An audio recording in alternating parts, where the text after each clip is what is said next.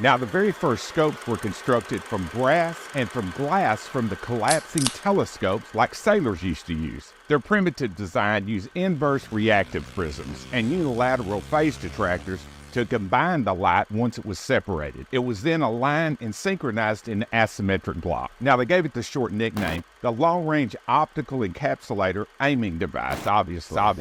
The new design relied heavily on medial interaction and magneto-reluctance to get the overall capacitive alignment just right. Now, while this sounds quite obvious, there were trade-offs, of course. Now, the eyepiece had to be formed from prefabulated, demagnetized amulite. It was then surmounted by a malleable, rhythmic tubular casing design so that the two spurving bearings were in a direct line with the parametric axis. It consisted simply of 6 hydrocoptic Marsal bangs so fitted to the Lumiere side shaft that angular displacement was basically eliminated. All 7 lenses were connected by non-reversible delta regulators aligned with the differential girdle in the reticle assembly, and that required it to be deployed with optical correction, thereby eliminating repleneration and optical ghosting. Now, the entire framework was built from pre-extruded Caponini rhythmic supports that were held in a malleable container. Now, the container stopped ambigation ingress and degress in the portal end of the optic. Now, this gave the new hypervisor module a way to reduce vibration directly to the reciprocal encapsulator, thereby almost totally reducing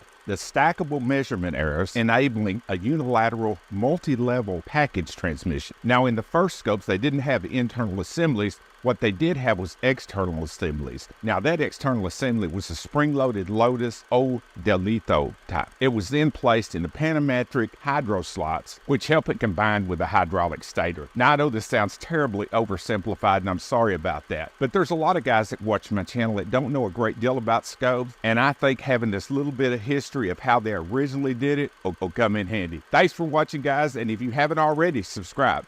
See ya. Optical encapsulate.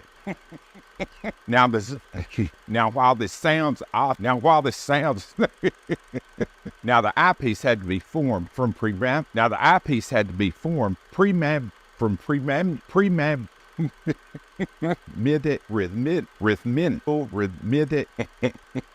It consented so fitted to the Lumiere, aligned in the differential girdle, consented optical illumination, thereby of an extruded Caponini. Now, this gave the reciprocal Delito type. Now, the external assemblies obviously were built.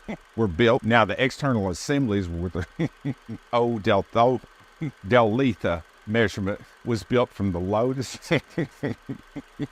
O Delito type.